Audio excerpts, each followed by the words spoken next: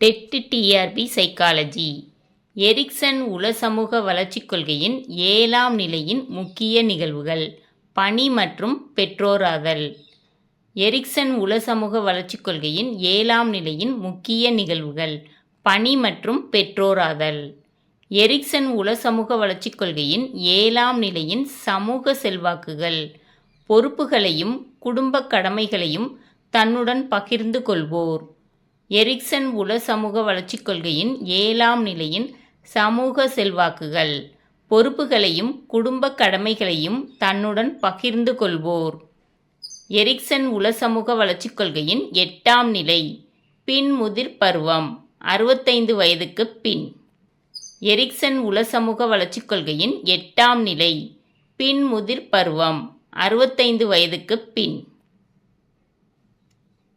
Ericsson உள சமூக வளர்ச்சிக் கொள்கையின் 8ஆம் நிலையின் பிரச்சினைகள். நேர்மை, முழுமையான நம்பிக்கை இழப்பு.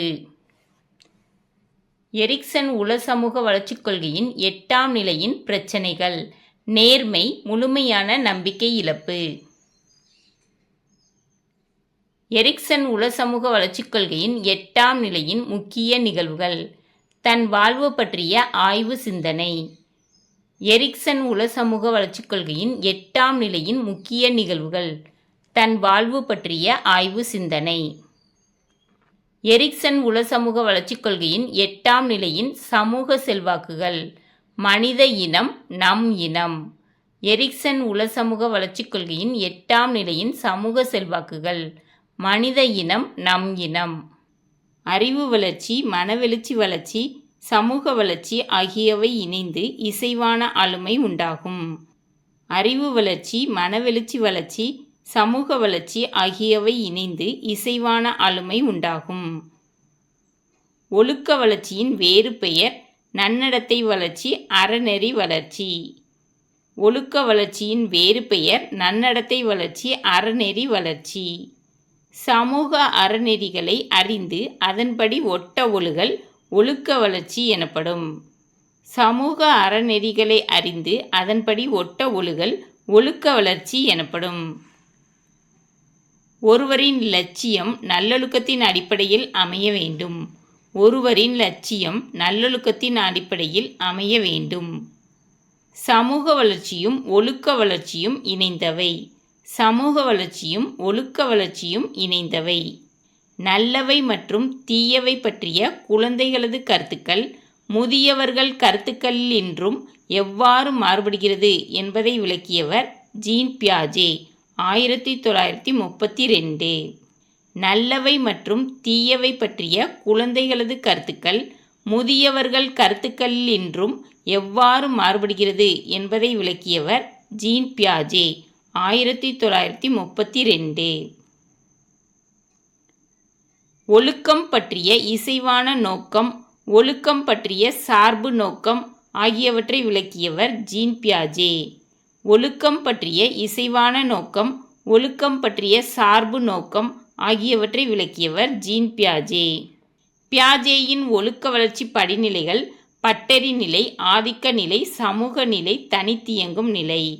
பியாஜேயின் ஒழுக்க வளர்ச்சி படிநிலைகள் பட்டறி நிலை, ஆதிக்க நிலை, சமூக நிலை, தனித்தியங்கும் நிலை. பியாஜேயின் ஒழுக்க வளர்ச்சி படிநிலைகளில் பட்டறி நிலை பிறப்பு முதல் 5 வயது வரை. பியாஜேயின் ஒழுக்க வளர்ச்சி படிநிலைகளில் பட்டறி நிலை பிறப்பு முதல் 5 வயது வரை. பட்டறி நிலையில் குழந்தை ஒழுக்கம் பற்றிய அறிவு பெற்றிராது. பட்டறி நிலையில் குழந்தை ஒழுக்கம் பற்றிய அறிவு பெற்றிராது. பட்டறி நிலையில் குழந்தை நல்லது எது, தீயது எது என்று அறிந்து நடந்து கொள்ளாது. பட்டறி நிலையில் குழந்தை நல்லது எது, தீயது எது என்று அறிந்து நடந்து கொள்ளாது. பட்டறி நிலையில் மகிழ்ச்சி தரும் செயல்களில் குழந்தைகள் ஈடுபடுவர். பட்டறி நிலையில் மகிழ்ச்சி தரும் செயல்களில் குழந்தைகள் ஈடுபடுவர். பட்டறி நிலையில் குழந்தைகள் தொல்லை தரக்கூடிய செயல்களை தவிர்ப்பர். பட்டறி நிலையில் குழந்தைகள் தொல்லை தரக்கூடிய செயல்களை தவிர்ப்பர். பியாஜேயின் ஒழுக்க வளர்ச்சி படிநிலைகளில் ஆதிக்க நிலை 9 முதல் 13 வயது வரை. பியாஜேயின் ஒழுக்க வளர்ச்சி படிநிலைகளில் ஆதிக்க நிலை 9 முதல் 13 வயது வரை. ஆதிக்க நிலையின் வேறு பெயர் ஆளப்படு நிலை. ஆதிக்க நிலையின் வேறு பெயர் ஆளப்படு நிலை. பரிசுகளையும் தண்டனைகளையும் பயன்படுத்தி அதிகாரம் படைத்தவர்கள் குழந்தைகளை கட்டுப்படுத்துவதால் இந்நிலை ஆதிக்க நிலை அல்லது ஆளப்படு நிலை எனப்படும். பரிசுகளையும் தண்டனைகளையும் பயன்படுத்தி அதிகாரம் படைத்தவர்கள் குழந்தைகளை கட்டுப்படுத்துவதால் இந்நிலை ஆதிக்க நிலை அல்லது ஆளப்படு நிலை எனப்படும். பியாஜேயின் ஒழுக்க வளர்ச்சி படிநிலைகளின் சமூக நிலை 9 முதல் 13 வயது வரை. பியாஜேயின் ஒழுக்க வளர்ச்சி படிநிலைகளில் சமூக நிலை 9 முதல் 13 வயது வரை.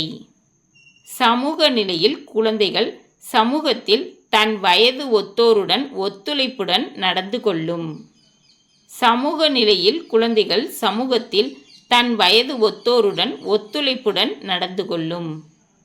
பியாஜேயின் ஒழுக்க வளர்ச்சி படிநிலைகளில் தனித்தியங்கும் நிலை 13 முதல் 18 வயது வரை. பியாஜேயின் ஒழுக்க வளர்ச்சி படிநிலைகளில் தனித்தியங்கும் நிலை 13 முதல் 18 வயது வரை.